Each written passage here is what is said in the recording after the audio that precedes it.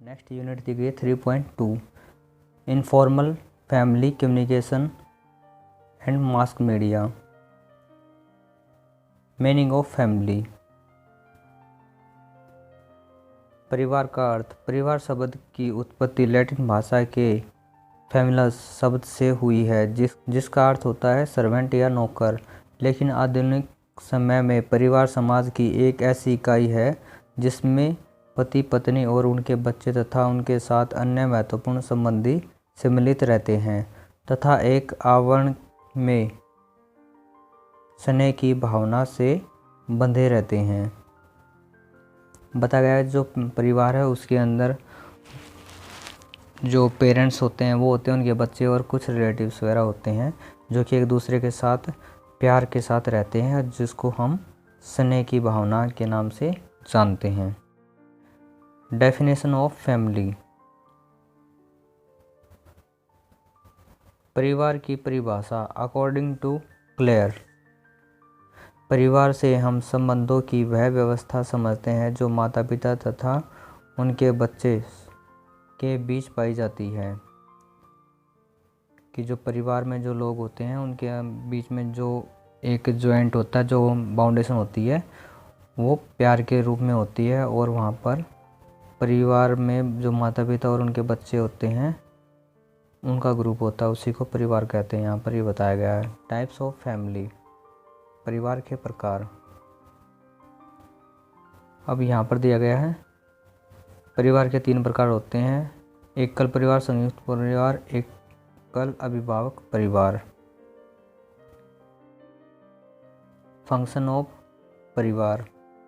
Function of family. परिवार के कार्य।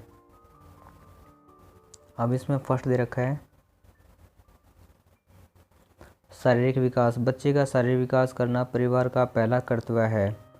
परिवार का प्रत्येक सदस्य बच्चे के स्वास्थ्य का सदैव ध्यान रखता है, जिसके लिए वह बच्चे को विभिन्न प्रकार की एक्सरसाइज या अभ्यास के साथ साथ संतुलित आहार उपलब्ध करवाते हैं ताकि बच्चे का संपूर्ण विकास हो सके। अब यहाँ पर क्या दिया गया, जो परिवार है बच्चे का फिजिकल ग्रोथ के लिए काम करता है कि उसको खाना क्या है, उसके लिए एक्सरसाइज कौन सी अच्छी रहेगी, ये सब परिवार के लोग ही प्लान करते हैं। और सेकंड दिया गया है मानसिक विकास। बच्चे के मानसिक विकास में परिवार की महत्वपूर्ण भूमिका रहती है।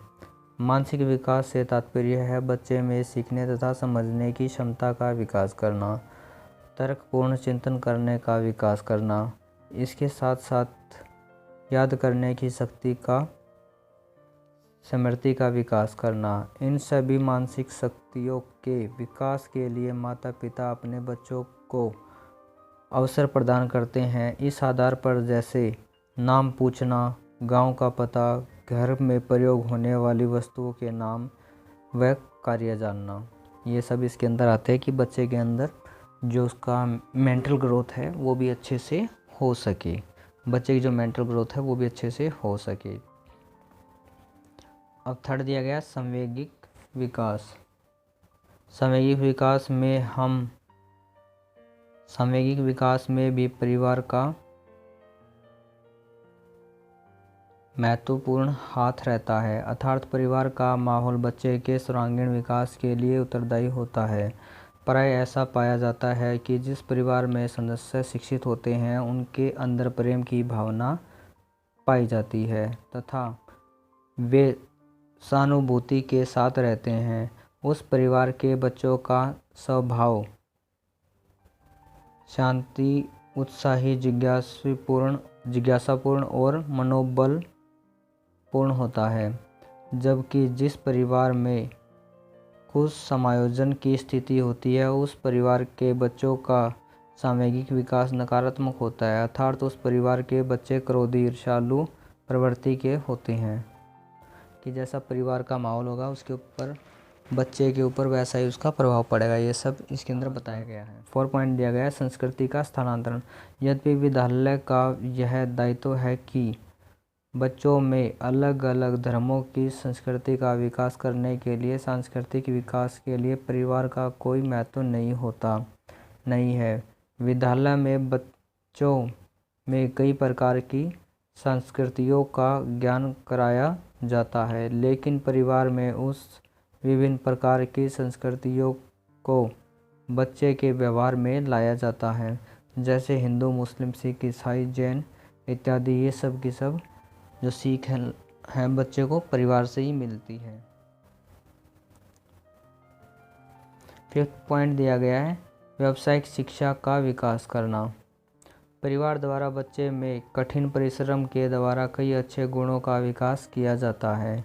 बच्चे में किसी भी व्यवसाय में कुशलता का विकास सबसे पहले परिवार द्वारा किया जाता है, कि जो बेसिक स्किल्स है बच्चे के अंदर फैमिली के द्वारा ही डेवलप की जाती हैं, ये यहाँ पर बताया गया है। क्योंकि जिस परिवार में जिस प्रकार के व्यवसाय किए जाते हैं, उस परिवार के बच्चों में उस व्यवसाय से संबंधित कुशलता का विकास स्वयं ही हो जाता है। बताया गया कि जिस परिवार के लोग जो भी काम करते हैं, चाहे वो सिलाई, कढ़ाई, बुनाई या मैकेनिक कुछ भी काम करते हैं, तो उनके बच्चों के अंदर वो वाली चीज़ आ ही जाती है, वो उसको सीख ही जाते हैं कि कैसे करना है।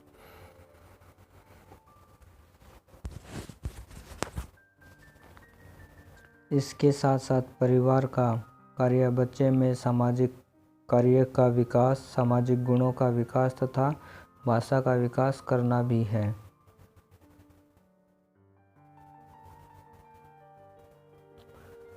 नेक्स्ट दिया गया परिवार का निवास स्थान खुले एवं शांत स्थान में होना चाहिए, ताकि बच्चे को खुली एवं स्वस्थ ऑक्सीजन मिल सके। बच्चे को संतुलित आहार प्रदान करना चाहिए। 3rd दे रखा है बच्चे को कपड़े ऐसे पहनाने चाहिए कि बच्चा आरामदायक महसूस करे। 4th दे रखा है बच्चे को खेलने व कार्य करने के साथ साथ आराम करने का समय देना चाहिए। 5th पॉइंट दिया गया है बच्चे को घर की सजावट व बाग में पौधे लगाने के लिए उत्साहित करना चाहिए। 6 दिया गया है यदि परिवार के सदस्यों के पास बच्चे के लिए पर्याप्त समय न हो तो ऐसी स्थिति में बच्चे को स्कूल में एडमिशन दिलवा देना चाहिए।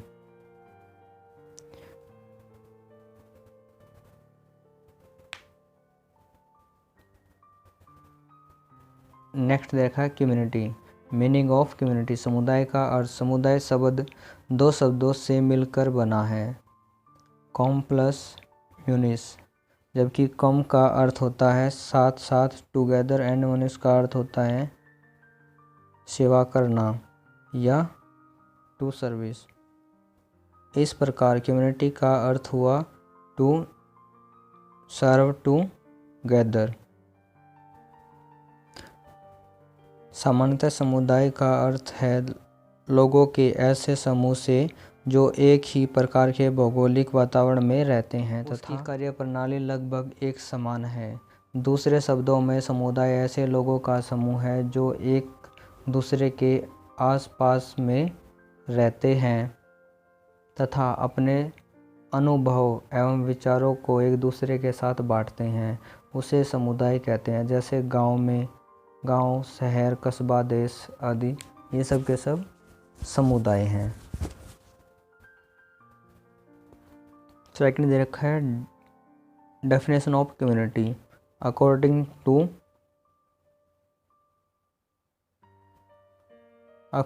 टू बोरगार्ड्स, समुदाय एक ऐसा समूह है जिसमें हम अपनी भावनाओं को आपस में बांटते हैं और एक विशेष क्षेत्र में निवास करते हैं। समुदाय में यह दोनों तत्व विद्यमान रहते हैं।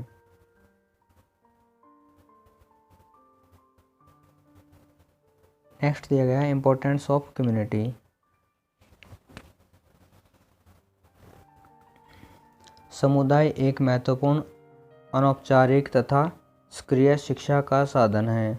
स्कूल, परिवार आदि की तरह समुदाय भी बच्चे के व्यवहार को सामाजिक क्रियाएं आदि की तरह आगे बढ़ाता रहता है। यह सत्य है कि बच्चे का विकास केवल परिवार के अनुसार नहीं होता है, बल्कि उसका विकास समुदाय के उद्देश्य, विचार एवं आदर्शों के अनुसार भी होता है।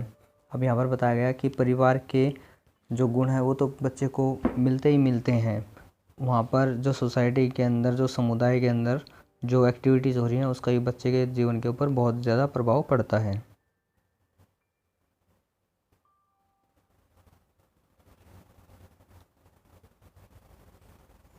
समुदाय का बच्चे के ऊपर शैक्षणिक प्रभाव। शारीरिक प्रभाव। जिस प्रकार परिवार का बच्चे के शारीरिक विकास पर प्रभाव पड़ता है,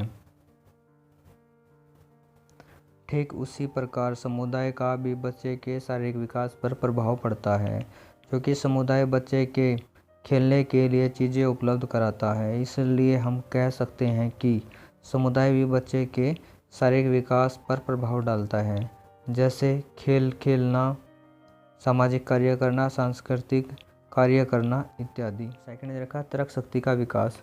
समुदाय के द्वारा बच्चे के अंदर तर्क शक्ति का विकास उत्पन्न होता है। बच्चे में कोग्निटिव डेवलपमेंट के लिए समुदाय द्वारा विभिन्न प्रकार की सुविधाएं जैसे workshop, library, school, co-curricular activity इत्यादि उपलब्ध कराई जाती हैं, जिसका प्रभाव बच्चे के मानसिक विकास पर पड़ता है।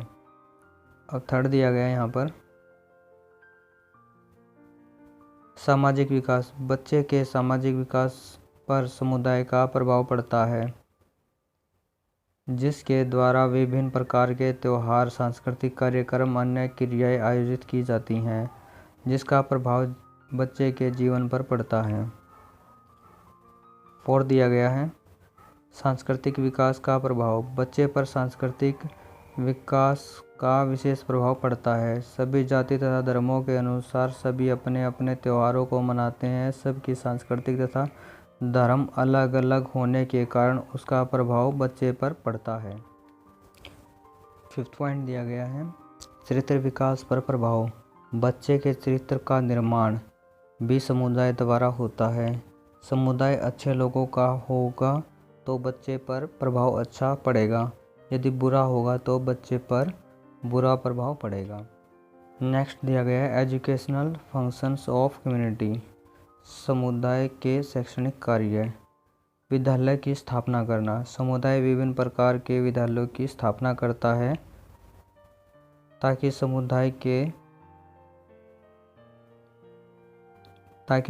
संस्कृत आदि को विकसित किया जा सके। समुदाय केवल अपनी संस्कृति का विकास करने के लिए विद्यालय की स्थापना करते हैं और उस विद्यालय में समुदाय की संस्कृति के अनुसार ही शिक्षा दी जाती है। अभी वहाँ पर बताया गया कि जो सोसाइटी जो स्कूलों का निर्माण करती है, वहाँ पर उसी सोसाइटी से रिलेटेड शिक्षा दी जाती है, उन्हीं को बेस मानकर, जैसे गुरुद्वारे और मदरसे। नेक्स्ट दे रखा है उद्देश्यों का निर्धारण करना और शिक्षा का पर निर्धारण करना। समुदाय द्वारा ही शिक्षा के उद्देश्यों का निर्धारण किया जाता है। इसके साथ समुदाय ही शिक्षा प्रक्रिया पर अपना नियंत्रण रखती है तथा समय समय पर मार्गदर्शन करती है। सेकंड दे रखा है पाठ्यक्रम का निर्धारण करना। शिक्षा के उद्देश्य को प्राप्त करने के लिए पाठ्यक्रम की आवश्यकता पड़ती है। इस पाठ्यक्रम का निर्धारण समुदाय के लोगों द्वारा किया जाता है और उस पाठ्यक्रम को उस समुदाय के विद्यालयों में प्रयोग किया जाता है। 4 पॉइंट दे रखा है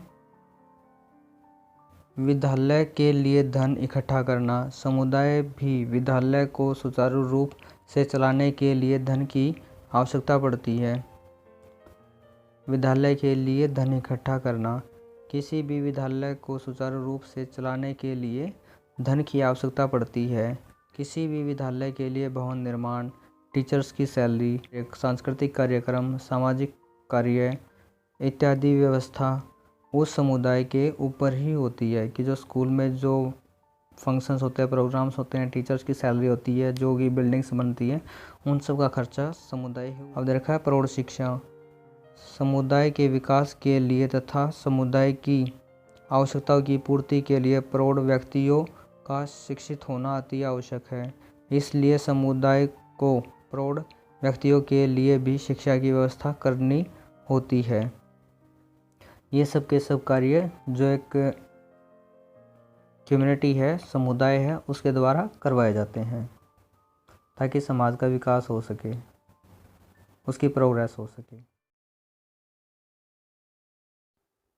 for more video please like, share and subscribe your step for special channel.